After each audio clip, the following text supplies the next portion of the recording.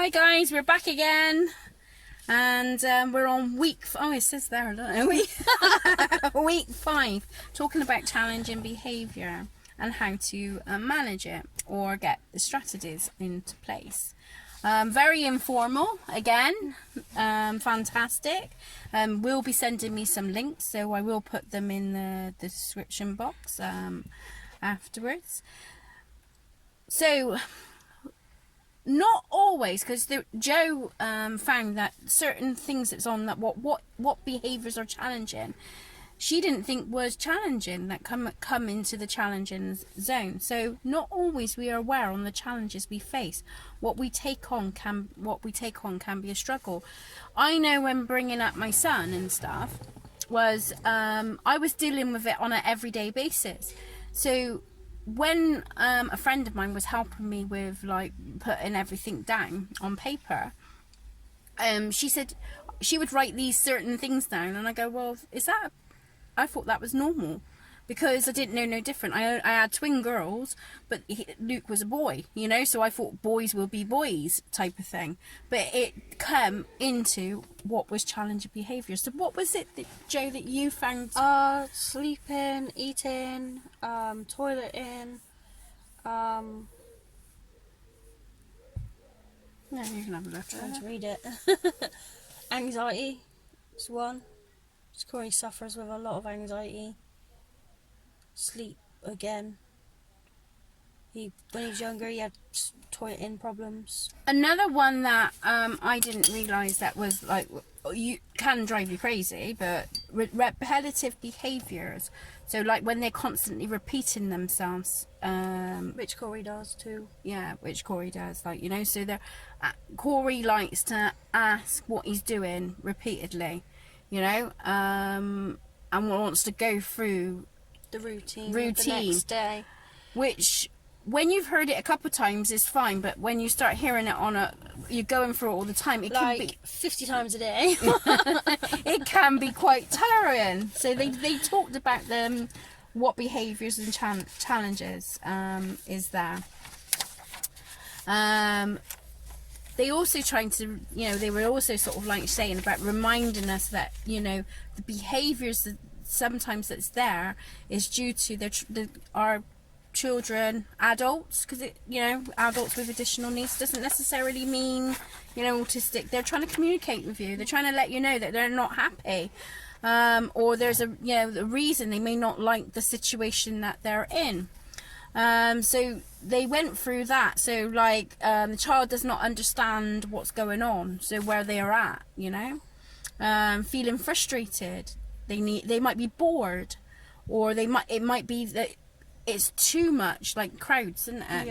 Yeah. Corey suffers with that. Yeah, so they might have a short attention span, you know, so unable to adapt because can't focus. Yeah.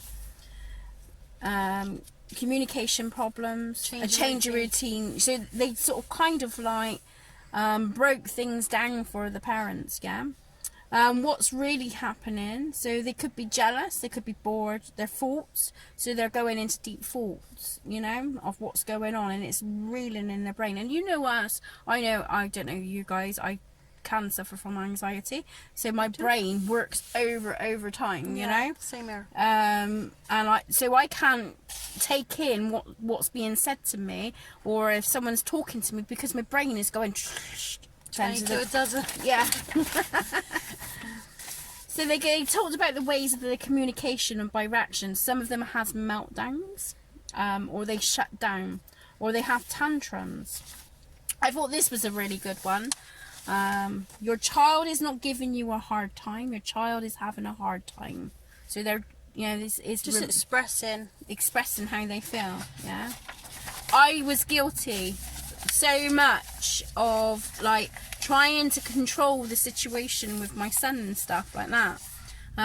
So it was kind of like, this is how children should behave. Children should be not heard, you know, you shouldn't let them get away with it, and I used to get so anxious about that I would be more, you know, try to be more stricter. But then what was happening, it was making the behaviour worse, you know. So it was like, you know, you're pushing. Pick your battles. Yeah, I did start learning to pick my battles, but I still, because I didn't understand, and I'm not saying Luke's got autism, by the way, although I'm wondering if he's got PDA or whatever it was called. PDA. Yeah, but it was affecting it even worse. So it was we were still on a high level, yeah, but that comes with Time. yeah. Learning. Thank you, Joe. Right, so they went through a phase of like talking about a party and how would we manage that. Like, so this little boy, he's got autism. His sisters go into the party, and then all of a sudden he starts, you know, performing these challenging behaviours. Gets overwhelmed. So becoming overwhelmed with it. So they sort of put strategies of what we could do to change that. So a lot of the parents said speak to the organizer ahead. Like, so if you're going to the party, speak to them. Maybe you can find a quiet area for your child. Sort of pre-warn them what's going to happen if it does occur. Bring somebody with you was another one. I like to do that. I either bring my sister or my mum. Rucksack with personal items, which we said that would be good for Corey, didn't we? And I did have that with Luke, because he used to get bored if we went to visit like family and friends and stuff like that. So I used to sort of like put little toys and bits and pieces and things in there, so it keeps him active. Plan your activity, explain where we're going, and it talks about having a toolbox, you know. So it's like working in noting things. Have we gone past the page? No. Are you sure we haven't gone past the page? Yeah. No, okay, we haven't gone past the page. So it's working in your toolbox what suits your child, okay, and what suits your family, because what would suit me and what would suit Joe would be completely different, because every child's different, isn't it? So this is where they talked about this. Now I do this in work. Star method. A star method. So it, you know, when an episode has happened, or a breakdown has happened, or they've had a meltdown outside in the community and that, or inside the house, so they'll say setting, where were you? Result, what happens next? A trigger, so what was happening. Try and think what happened to cause a trigger. And then the action you took and the strategies you use. We do this in the work area, okay, and you know, keeping it together, the notes. But I think is a fab way, because when I used to go to the paediatrician and stuff, I didn't have load of evidence, and when you go in there, you only get like an hour with them, so it's really hard to like have your say. Whereas with this, you get the dates, the times, exactly what's happened, you know, and how you recovered from it and what action you took with it, and it gives the paediatrician or doctors or whoever you're involved with school, maybe, you know, I think it's a great method to have. And although I was doing that method in work, I mean, obviously Luke's grown up and everything, but although I was doing that method of work, it didn't really click to me that Joe could have used it at home with Corey. You know, I didn't click on it, but you know, coming here as a grandparent, that's sort of like I've had that tool for ages. So sometimes we don't realise what tools we have got, you know, that to put into practice. So keeping a record and breaking the record down a bit, you know, for different parts will help you find the triggers. So you could get like a folder or a book or whatever you want to do it, but have it all in play.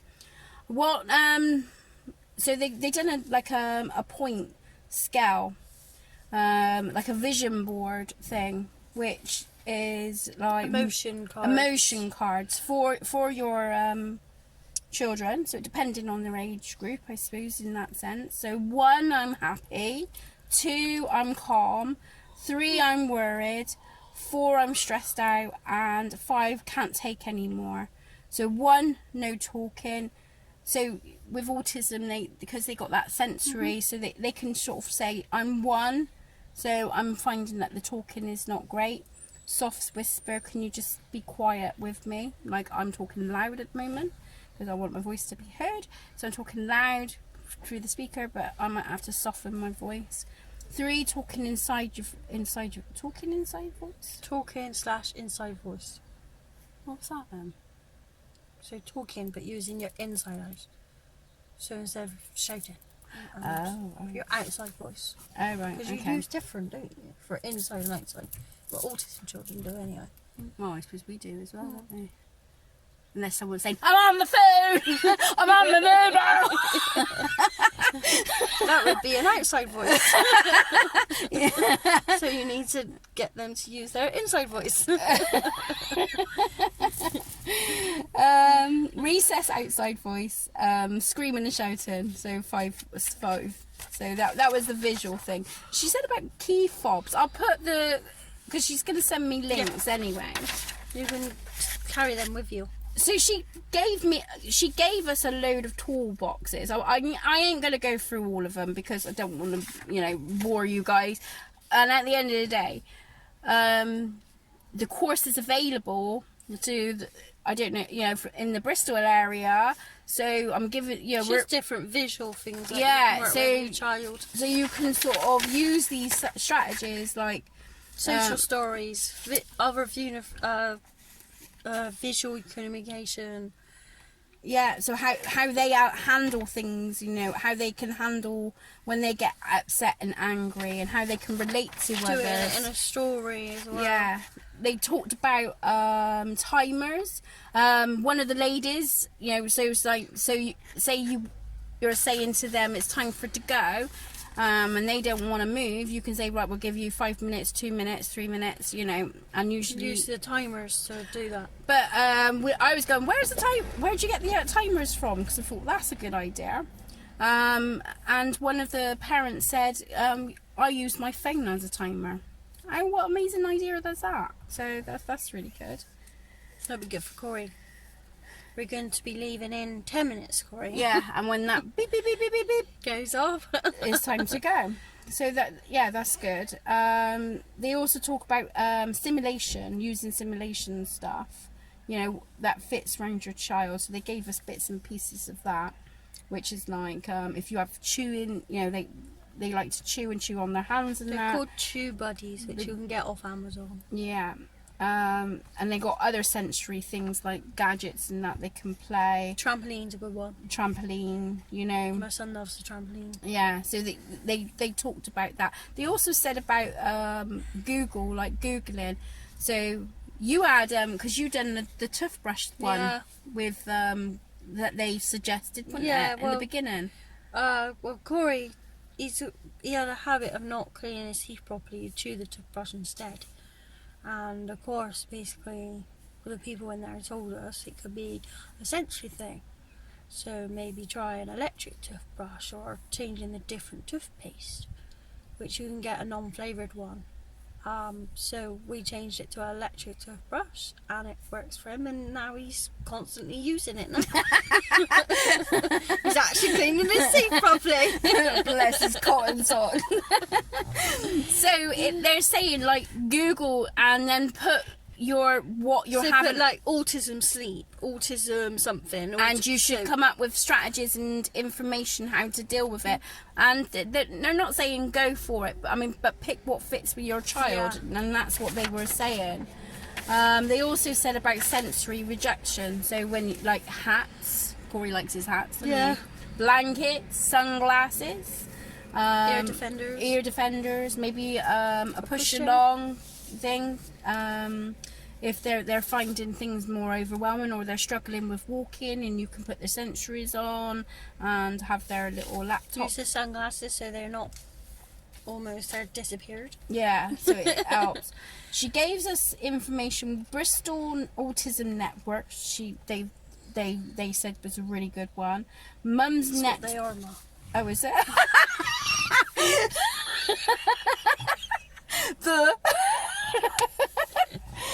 autism. What was it? Ambitious about autism. It's apparently another good one. We haven't checked these, mine, so we're just giving you Mum's Network by Parents for Parents. I think I've used them in the past, I have as well, and they were quite good. They're quite helpful. She talked about different books and stuff. Okay. Got a weird horn out there. Yeah. Also, they said about like that some behaviours, and I know certain behaviours like when they're constipated and stuff like that, food tolerance can set off behaviours. Yeah.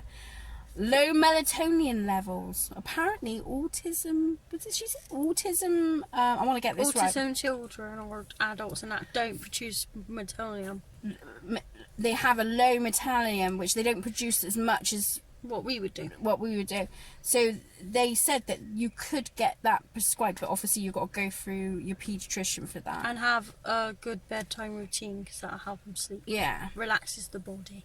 Yeah, so then there's all about vision issues causing problems, and I don't know what that word says, so I had to go over it. Oh, God knows. Another thing we talked about is the PDA, which is not been diagnosed. They don't diagnose it in Bristol. In Bristol.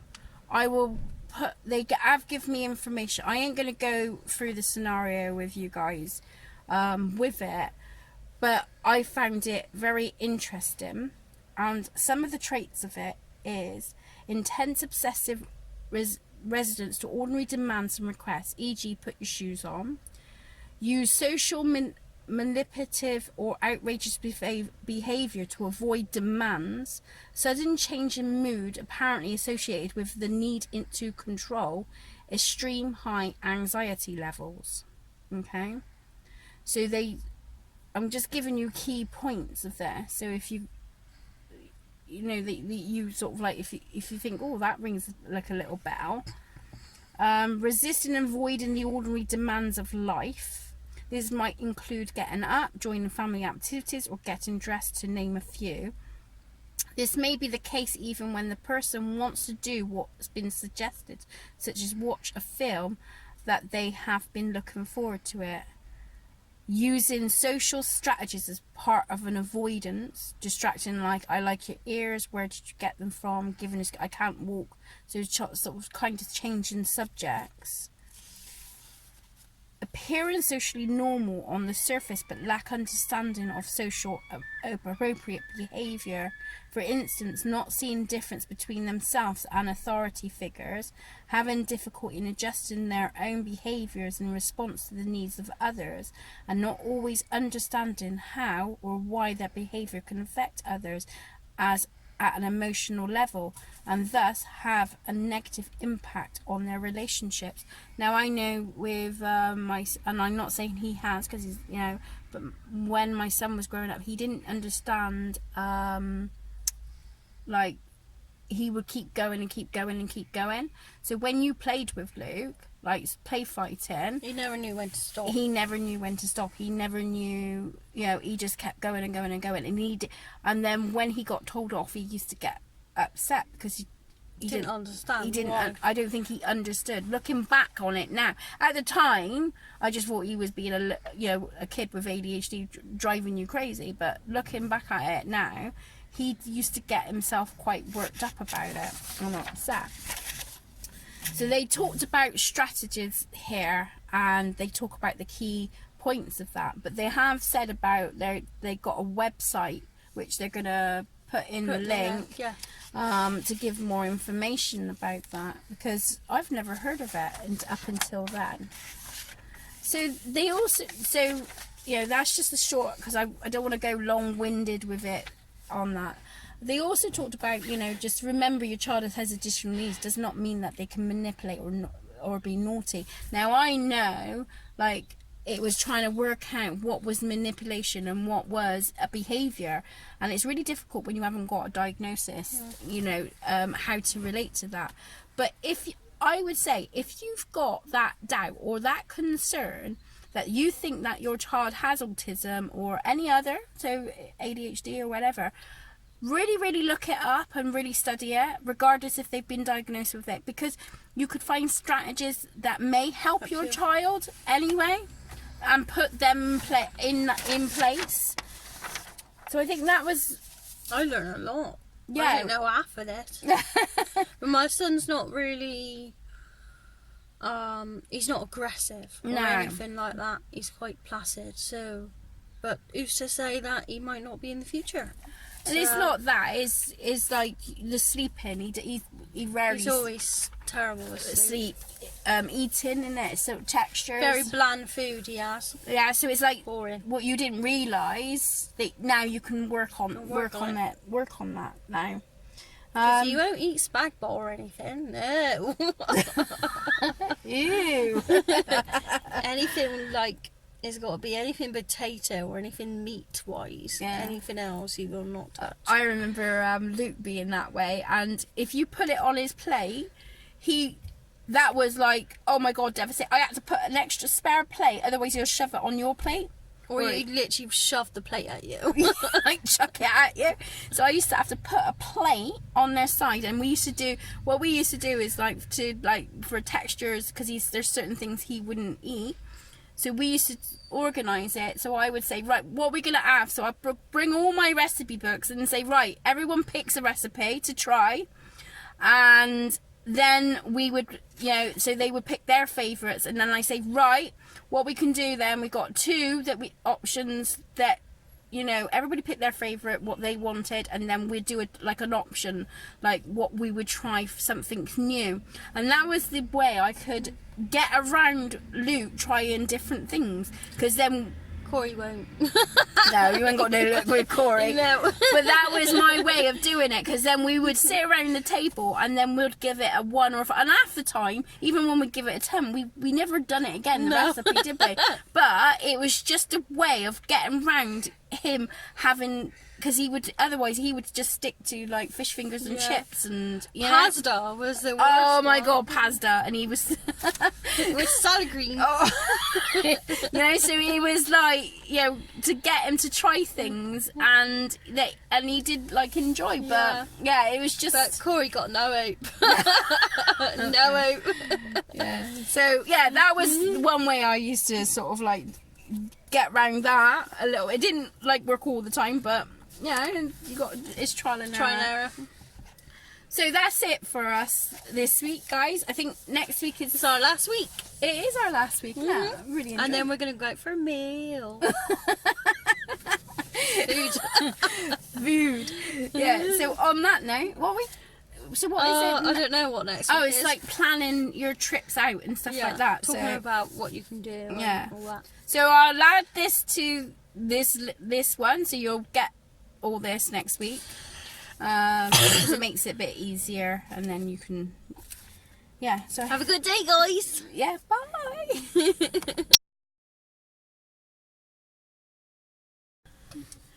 Good morning, we're back again. This is week 6, our last one ever. Yep. How gutting is that? Gutting, but positive. So, the ending course was talking about how we manage when we take our children out on holidays or like day trips, how to prepare ourselves, how do we adapt to our surroundings. So what to do. So basically they're saying, plan well ahead, and what for your children, and so what fits with them, planning where you're going, what distractions you want to take with you, what sensory stuff is there if your child has sensory issues. You need a buggy. Do you need to bring food? Some personalised items. Are you going abroad? If so, they added a bit of a top tip.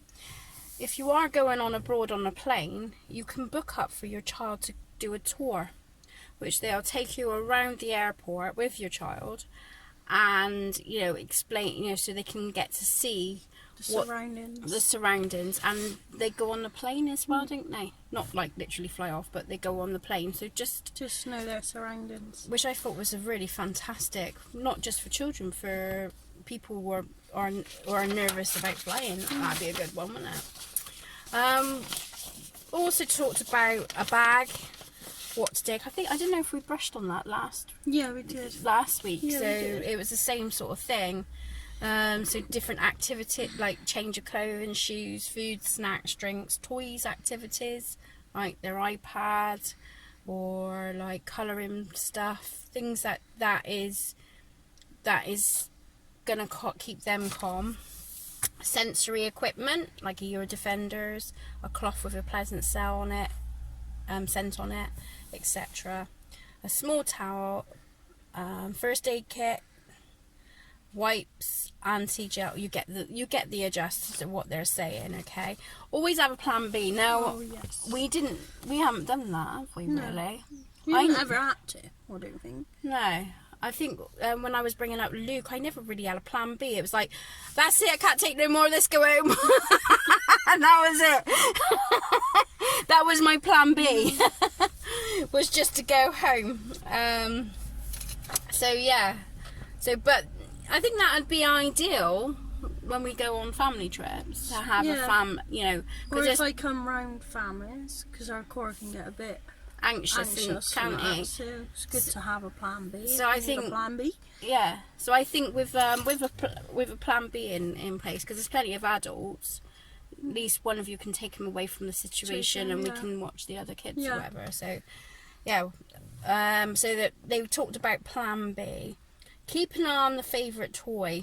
Oh yes. I've had toys disappear, and I've had like devastation when with Luke when he was growing up.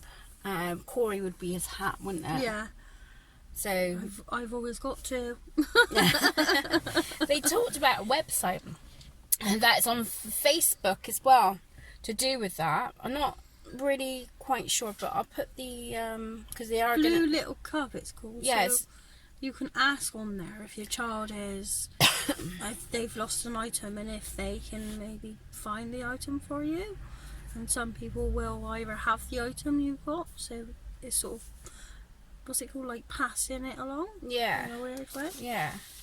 Which I thought was really, really good. So yeah, that's one I think was really important to mention. Saying about breaking down things, so they talked about breaking down things, and maybe like, so if you're going out for a dinner with your little ones and that, family get-togethers and that, sort of like do like a dummy run, just go to cafes and stuff. Taster days, as they call them. Yeah, taster day.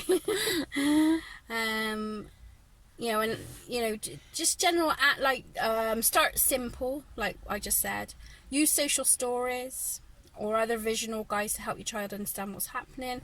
Ring ahead, so also look on the menu online to see because the menu sometimes is out of date. Yeah, so the food. Yeah, because Corey can be quite with his food. It's quite bland with food. Yeah.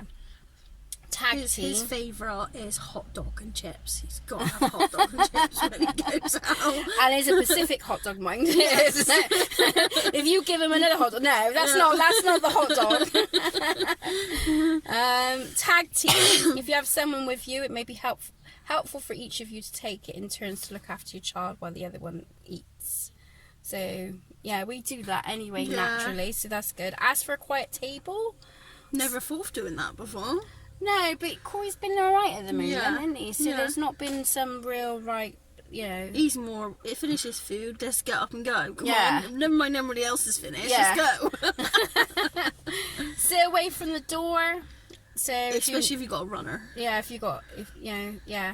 bring half the house with you. So again, that talks about the bag. All the essentials. Yeah.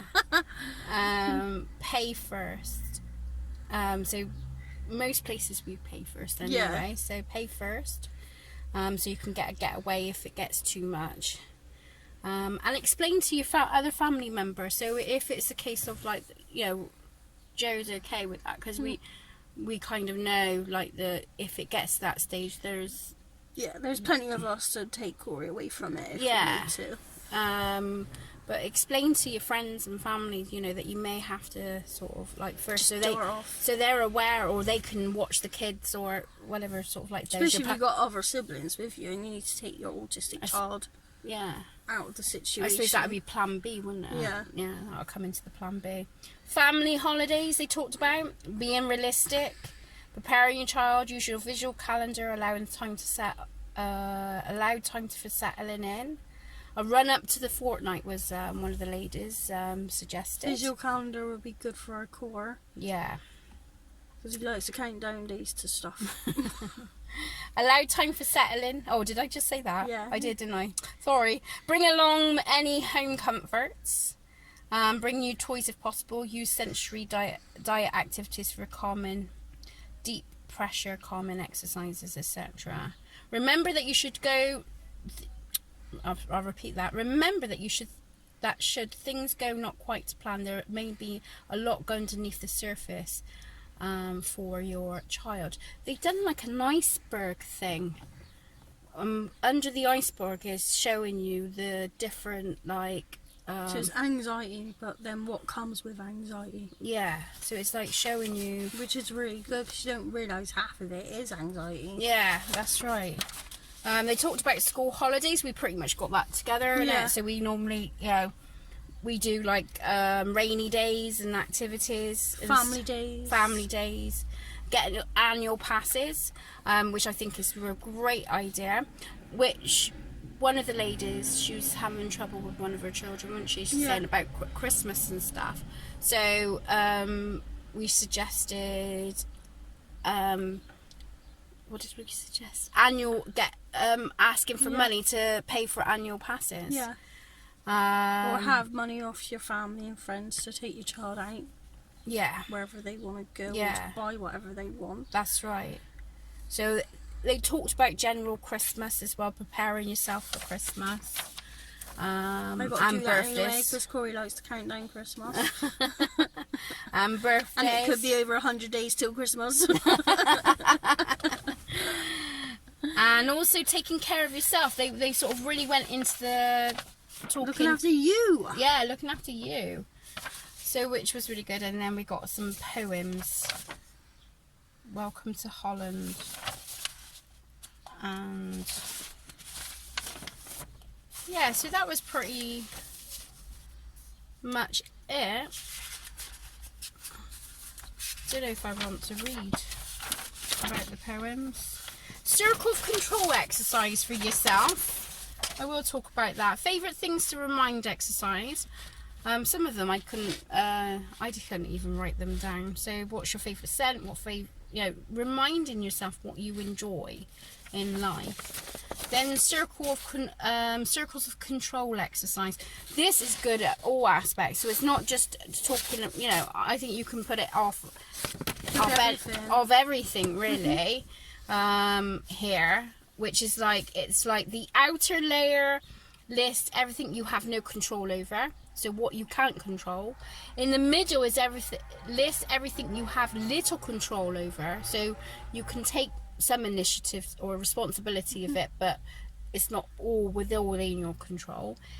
In the inner circle list everything you have total control over, what you can put in with you. And I think that is a really good exercise to have, I think, for everybody. I haven't read this poem, but I think I would like to read this.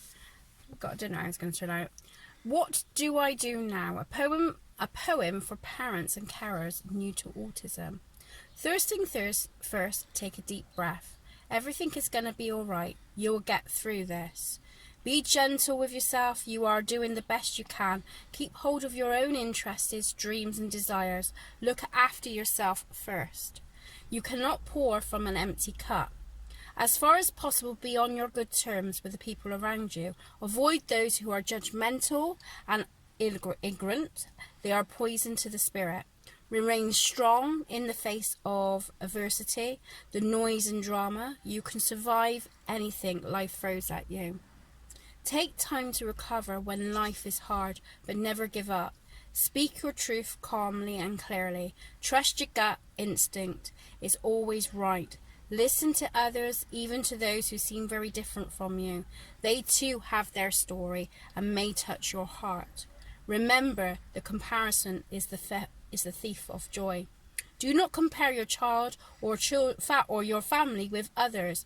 Only you know what is best for yourself. Celebrate success no matter how small they may seem.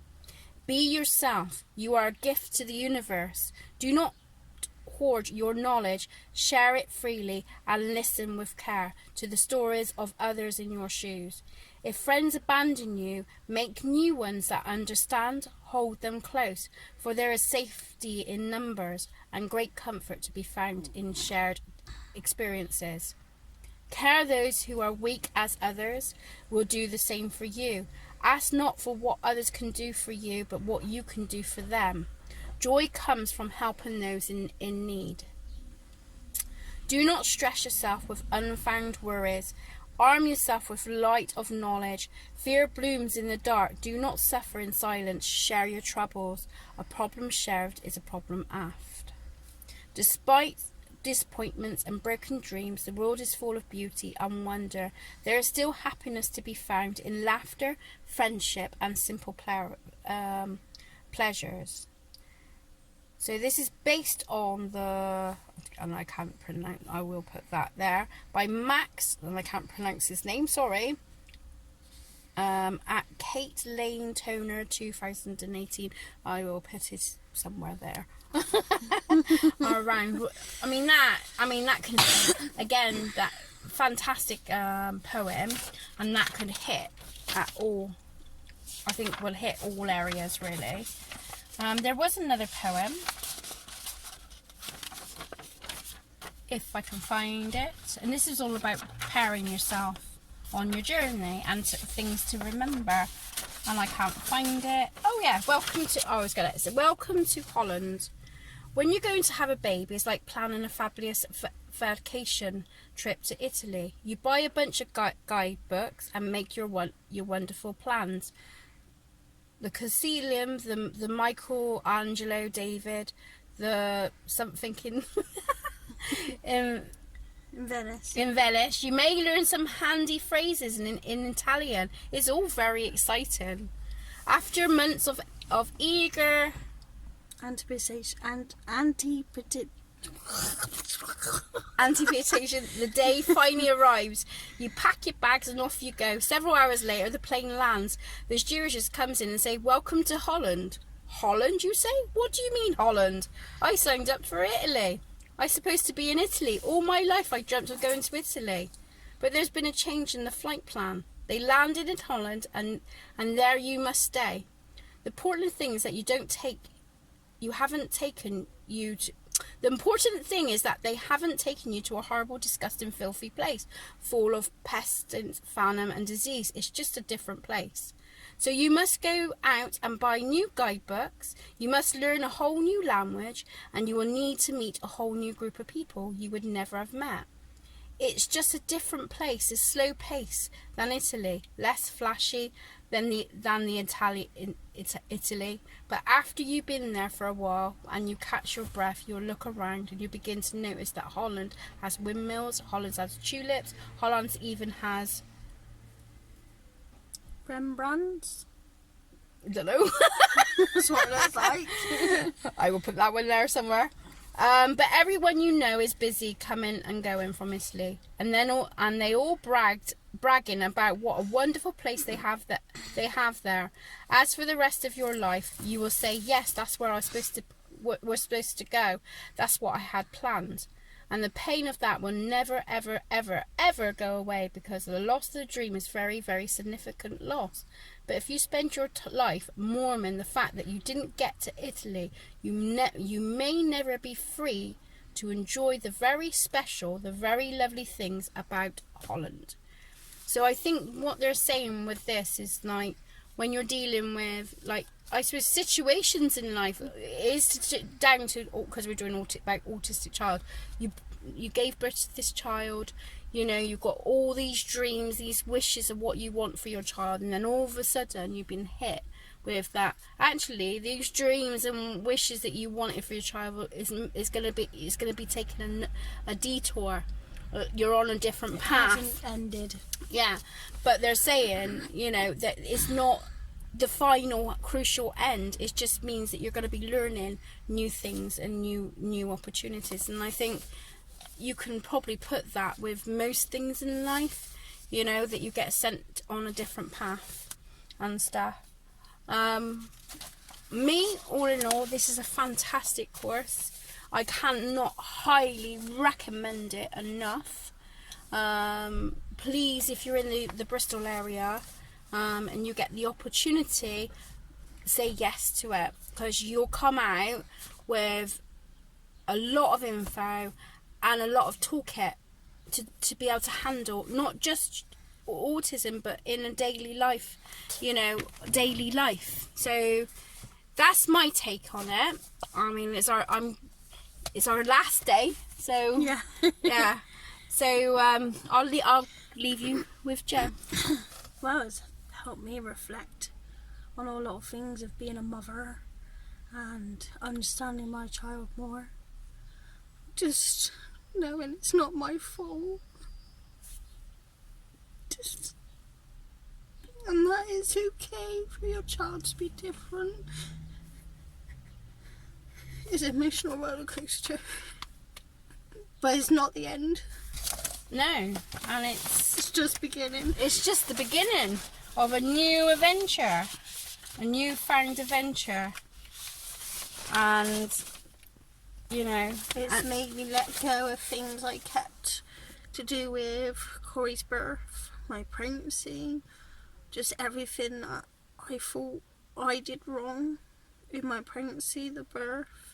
It's made me let go of all that and knowing it's not to do with me, it's just how things planned out for us. And like I said, it's not the end of the world because he's an amazing kid and I love him to death. Exactly. And how was your YouTube experience? Cause crazy. Never thought I'd do this before because I'm not very confident, so this has helped with my confidence. And you know these photos and that, she would never have that done before either. So she's coming out of her shell so much. I'm so proud of her because she's doing really God, I good. wouldn't even cry on camera. So it's all good. So thank you for watching, and thank you for watching our journey, and we'll have a new journey, I suppose, later on. We're going to be on to the next chapter now. Whatever isn't it? that may be. I have no idea. I have no idea what I'm going to be doing. Yeah, well, what we were going to be doing, you know, with this channel. But thank you for coming along on our little journey. And if you are in the Bristol area, do take it. Do get this opportunity to take the course. Do it, because you'll benefit loads out of it. And take care. Take care. Over and out. See you soon.